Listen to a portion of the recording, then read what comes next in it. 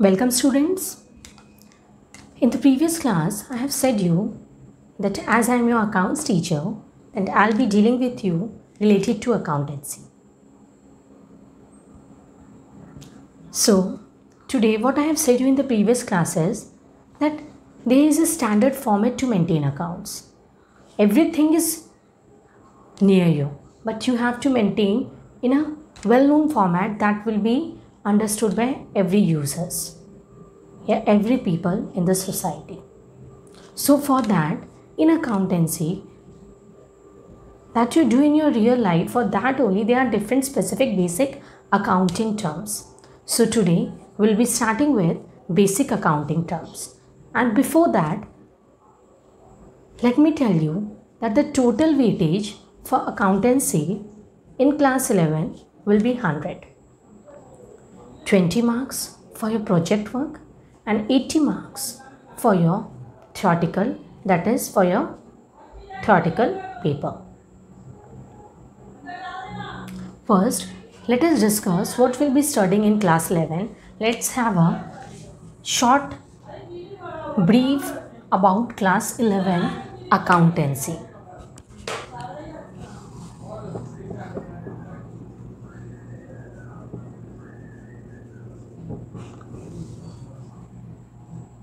Which type of accountancy? Financial accounting.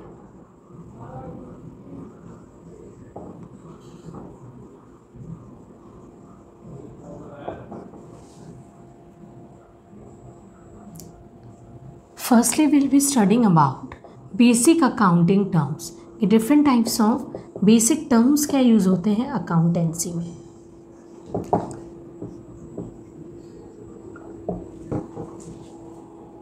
Like, if your father is the owner of your business, then till now we are using that he is the owner of the business.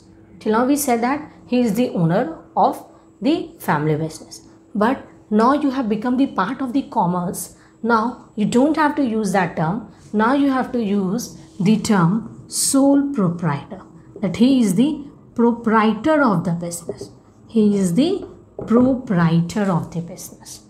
And that is, instead of owner, what you have to use? That proprietor.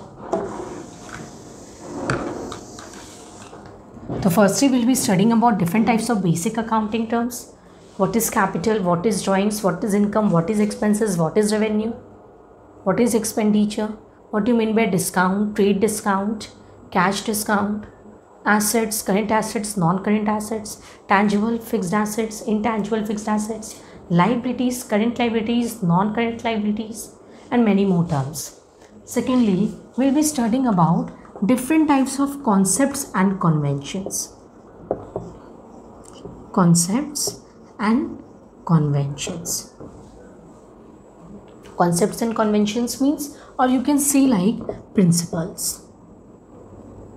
Means there is an organization that is ICAI, that is Institute of Chartered Accountant of India, जिसमें accountancy के ये जो भी हम standard format maintain कर रहे हैं, ये भी तो किसी ने लाया होगा ना. तो ये किसके द्वारा लाया गया है, इशू किसके द्वारा किया गया है? ICAI के द्वारा ये इशू किया गया है.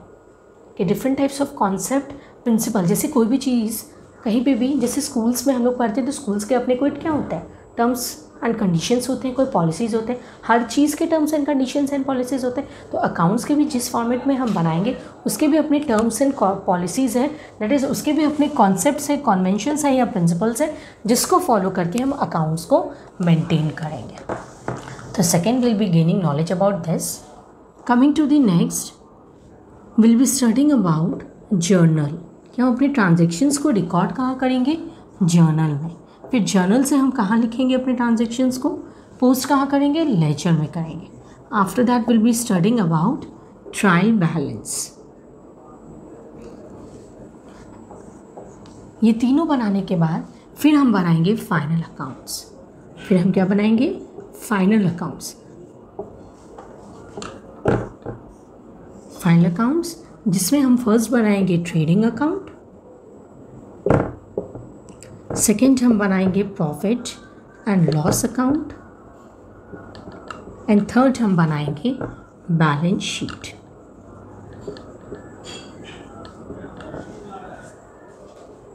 बैलेंस शीट जिससे हमें क्या पता चलेगा, हमें अपनी कंपनी हमें अपनी फाइनेंशियल पोजीशन के बारे में पता चलेगा, दैट इज़ हमें अपने एसेट्स एंड लायबिलिटीज़ के बारे में पता चलेगा।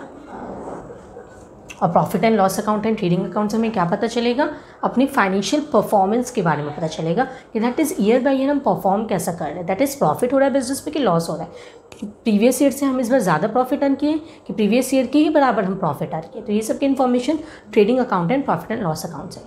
एंड तुम्हारे पास कितने एसेट्स एंड लायबिलिटीज़ हैं उसके बारे में इन्फॉर्मेशन हमें कहाँ से मिलेगा, बैलेंस शीट से मिलेगा। तो उसके बाद हम इसके बारे में पढ़ेंगे, फिर हम पढ़ेंगे single entry system, that is ये सब डिफरेंट टाइप्स ऑफ सिस्टम्स होते हैं जो फॉलो होते हैं। लेट इज कि अभी तक हम लोग जो भी एंट्रीज करेंगे, ये सब जितने भी journal ledger, trial balance, final accounts, trading account, profit and loss account और बैलेंस शीट बनाएंगे, वो किसके बनाने, sole proprietorship, that is a single person, that is जो बिजनेस को मेंटेन करे, उसके एक स्टैंडर्ड फॉर्मेट क्या है अकाउंट्स को मेंटेन करने के लिए। तो दो तरीके से हम लोग मेंटेन कर सकते हैं। एक होते हैं डबल एंट्री सिस्टम, जिसमें जितने भी ट्रांजेक्शन्स होते हैं, let's say for example you have sold goods, तुम्हारे कोई बिजनेस है, you have sold goods for cash ₹10,000, किसी को तुमने गुड्स सेल किया है 10,000 के।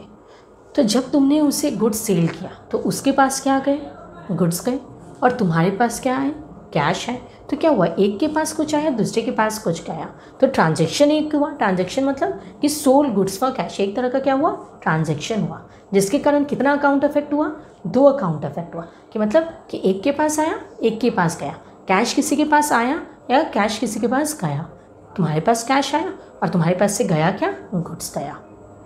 तो 2 अकाउंट अफेक्ट हुआ, गुड्स और कैश। तो ये सब जितने भी हम लोग मेंटेन करेंगे वो हम लोग डबल एंट्री सिस्टम से मेंटेन करेंगे।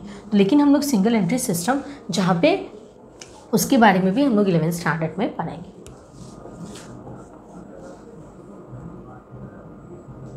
जिसको हम लोग अकाउंट्स फ्रॉम इनकम्प्लीट रिकॉर्ड्स भी बोलते हैं। बेसिकली यही है जो 11th standard, this is the main of 11th standard. इसके बना हमारा 11th स्टैंडर्ड इनकम्प्लीट है, दैट इज़ फाइनल अकाउंट्स, जिससे हम लोग फाइनल अकाउंट्स को फाइनेंशियल स्टेटमेंट भी बुलाते हैं। So today we are starting with the first chapter, that is basic accounting terms.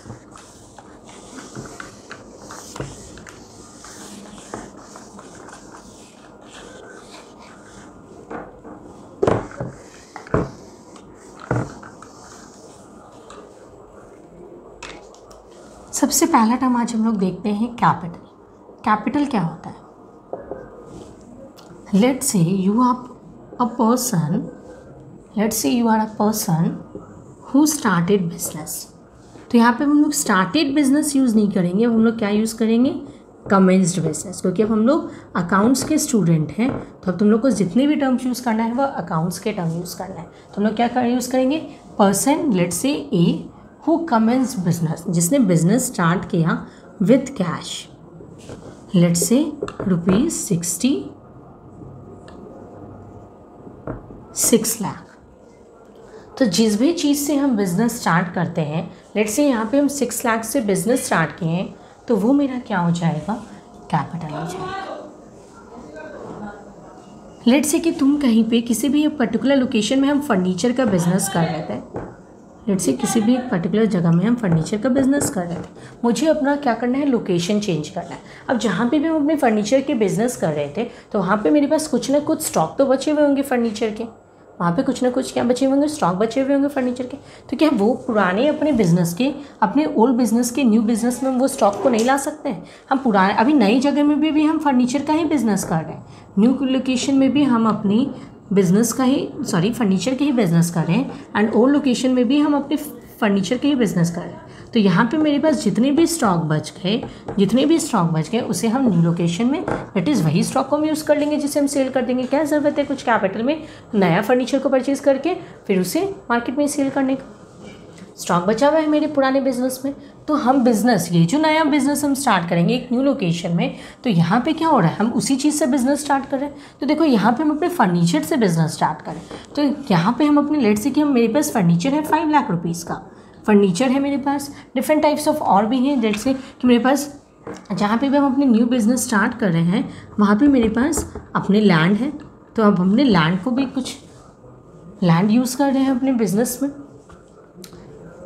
Let's say मेरे पास फर्नीचर में एसी भी है, डिफरेंट टाइप्स ऑफ और भी आइटम्स हैं।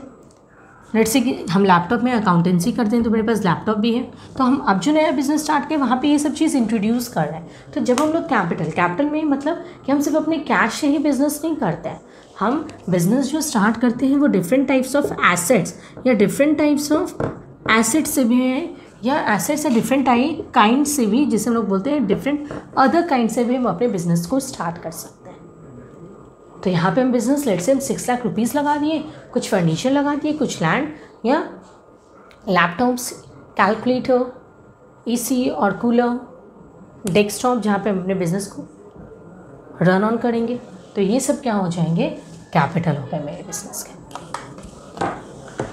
कि जिस भी पर्टिकुलर चीज़ से हम बिज़नेस स्टार्ट करें, इन सिंपल टर्म्स कैपिटल क्या होते हैं कि जब भी हम बिज़नेस स्टार्ट करेंगे या तो हम कैश से स्टार्ट कर सकते हैं, other different types of kind से हम अपने बिज़नेस को स्टार्ट कर सकते हैं। तो अगर बिज़नेस जब भी स्टार्ट हो रहा है, कमेंस हो रहा है, तो वो हमारे बिज़नेस का क्या कहलाएगा, कैपिटल कहलाएगा। Coming to the next term, drawings. Let's say there is a person, let's say your father is doing the business. तो तुम्हारे फादर ने कैपिटल लगाए बिजनेस में 6 लाख रुपीज़। अब 6 लाख रुपीज़ से तुम्हारे ट्यूशन फ़ी अपने अपने बच्चों की ट्यूशन फ़ी पे करने के लिए उन्हें कुछ अमाउंट निकालना पड़ गया। क्या चीज़ से, अपने बिजनेस से। तो बिज़नेस ज़रूर उनका है, लेकिन अपने बिजनेस से कुछ अमाउंट वो निकाल लिए, दैट इज़ अपने पर्सनल यूज़ के लिए, अपने बच्चों की फ़ीस पे करने के लिए, अपने घर के रेंट पे करने के लिए, अपने घर की इलेक्ट्रिसिटी बिल करने के लिए, या अपने घर के किसी खर्च के लिए। तो कोई भी चीज़ अगर हम अपने विड्रॉ कर लिए पर्सनल यूज़ के लिए, withdrawn for personal use, withdrawn for personal use, कोई भी चीज़ अगर हम अपने बिजनेस से अपने पर्सनल यूज़ के लिए निकाल लेते हैं तो वो क्या कहलाता है, ड्राइंग्स। लेट्स से 6 लाख रुपीज़ से हम बिज़नेस स्टार्ट किए थे, उसमें 50,000 रुपीज़ मुझे निकालना पड़ गया। किस चीज़ के लिए, अपने यूज़ के लिए। तो क्या वो पैसा हम बिज़नेस में यूज़ कर पाए, नहीं। तो वो मेरा क्या हो जाएगा, ड्राइंग्स हो जाएगा। लेकिन अगर वही पैसे हम अपने 50,000 हम निकालते ज़रूर, लेकिन वो बिज़नेस यूज़ के लिए ही यूज़ करते, दैट इज़ अपने ऑफिस यूज़ के लिए ही करते, तो वो मेरा ड्राइंग्स नहीं कहलाता। Coming to the next term,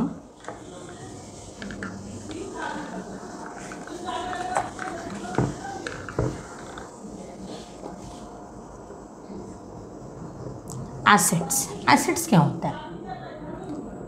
Let's understand this with an example. Let's say कि हम फर्नीचर का बिजनेस कर रहे हैं. Let's say I am a furniture dealer. In the second example, let us take that I am a stationery dealer.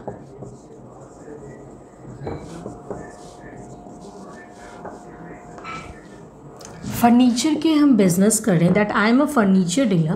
तो furniture के business में हम क्या क्या सेल करेंगे, लेट्स से हम चेयर सेल कर सकते हैं, लेट्स से हम टेबल चेयर सेल कर सकते हैं, लेट्स से कूलर हम सेल कर सकते हैं, एसी, लैपटॉप,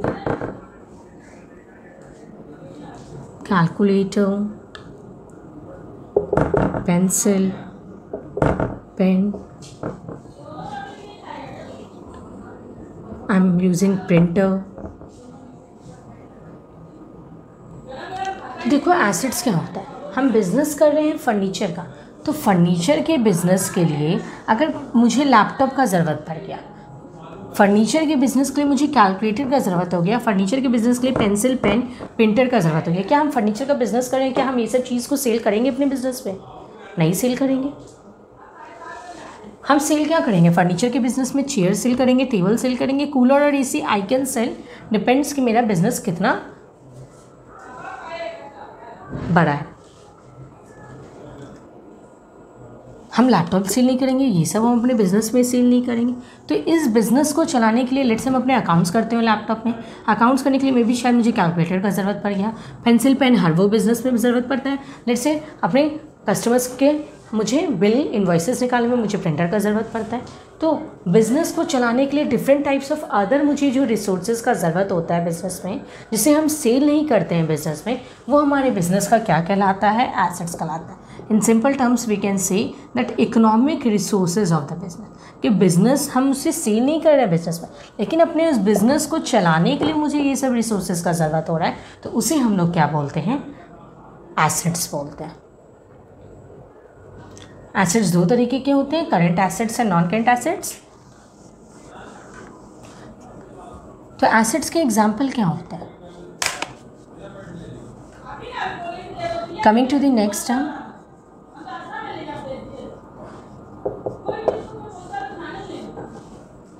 लाइबिलिटीज। देखो ये सब जो हमारे बिजनेस में है, चेयर, टेबल, कूलर, एसी, तो जिस चीज़ का हम बिजनेस कर रहे हैं उस बिजनेस पे वो मेरे क्या कहलाएंगे, गुड्स कहलाएंगे। Coming to the next term, liabilities. Liability मतलब देख के वर्ड को सुन के क्या लगता है, एक तरह का ये क्या है, बर्डन है।